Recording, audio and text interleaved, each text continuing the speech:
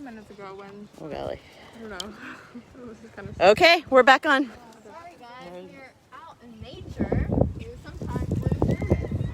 Which is why it looks like I remember the last thing we were talking about. I think we were talking about the importance of protecting our birds. I think so. Oh, and frigate birds? Kelcie just spotted a frigate bird. There. That's the girl. Where? Oh, How do I know? Yeah, how do you know it's a girl?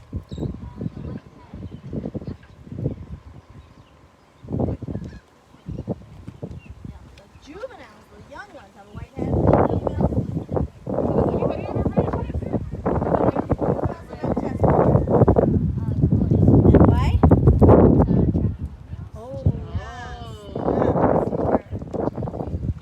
yes. And some people call frigate birds pirates of the sea. Because they like to steal stuff. Yes. They do. They chase the other after, say, a royal tern maybe catches a fish. That frigate will take off after it, chasing it. And you think they're so big that they're not agile. They make these 90-degree cuts back and forth, grabbing until that royal tern drops the fish, rises, it's about to hit the water. The frigate bird swoops down and grabs it, and off it goes. So it's like if Kelcie gets fish tacos and I'm really hungry and I follow her and I grab the fish taco. That's exactly. That's You're a a good frigate. I'm a analogy. frigate bird. Yes. You're a frigate.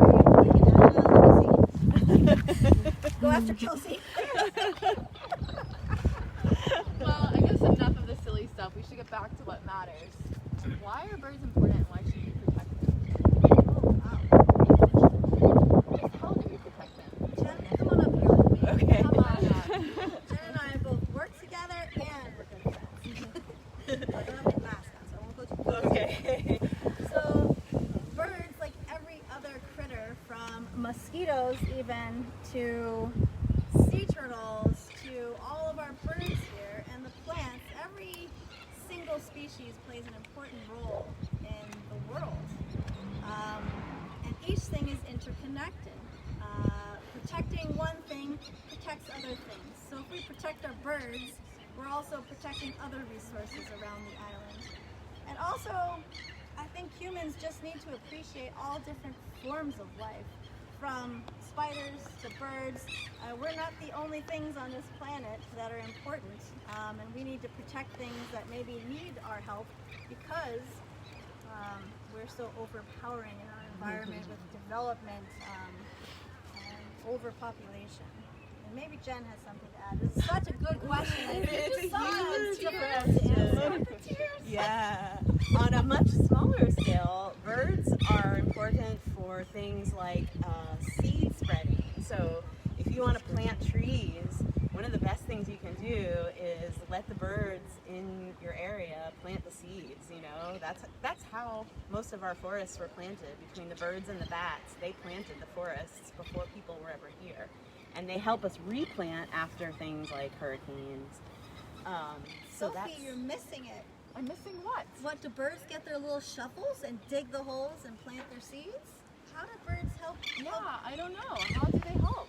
What do you think?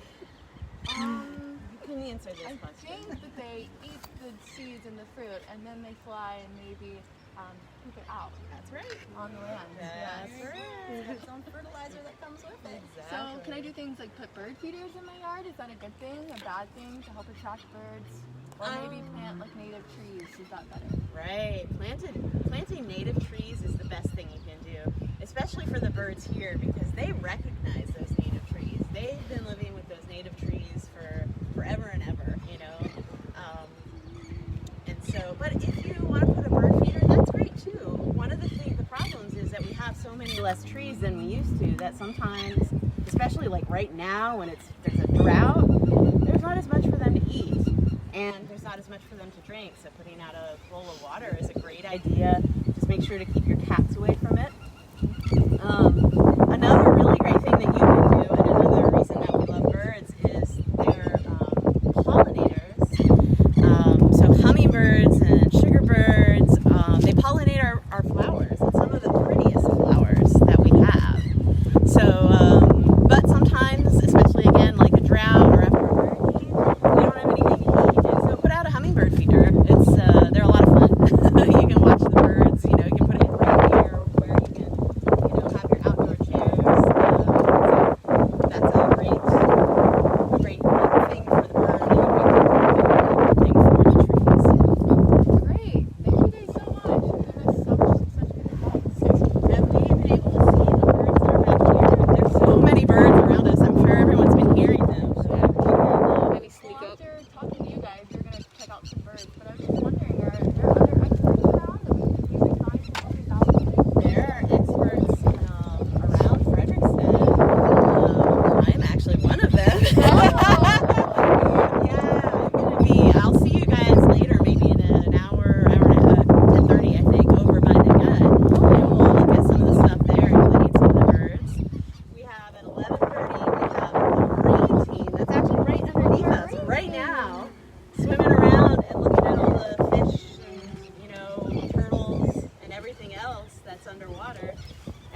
at 12:30, we have a lizard and a reptile expert that's going to be able to tell us about, a reptile and amphibian expert that's going to be able to tell us all about that. So, yeah, we've got a lot of people here looking at the nature.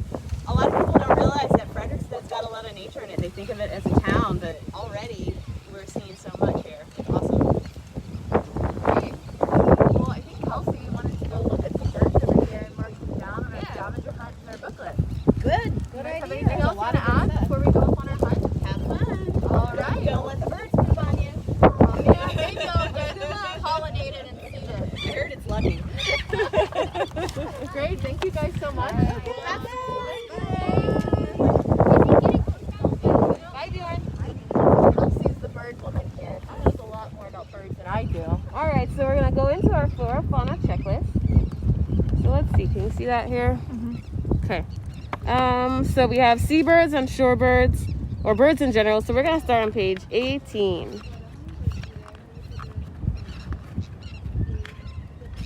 All right. So the first thing that we have are seabirds. So some of the ones that we've seen today are the brown pelican, the frigate bird, laughing gulls, and royal terns. The only one we haven't seen today of our seabirds in our checklist is the brown booby. And they're pretty cool birds to see.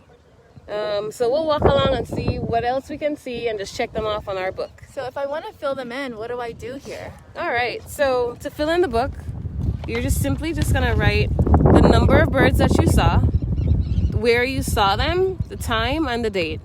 And why is this important? What does this do? So in the end, this will kind of tell us where wildlife is dispersed on St. Croix and where they are, when we can find them. So that's why our time and date is really cool, is that it helps biologists then assess what time of day people are seeing some of these species so that they can maybe go back and look for them later on.